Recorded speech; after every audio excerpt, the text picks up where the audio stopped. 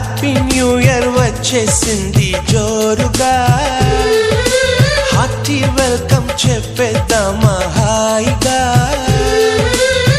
కొత్త కొత్త ఊహల్లో తెలిపోటియా, మనసులోని ఆశల్ని పంచుకో బ్రదర్.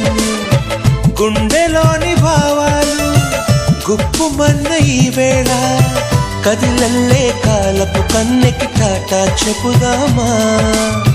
జనవరితో అడుగులు వేస్తూ ముందుకి పోదామా.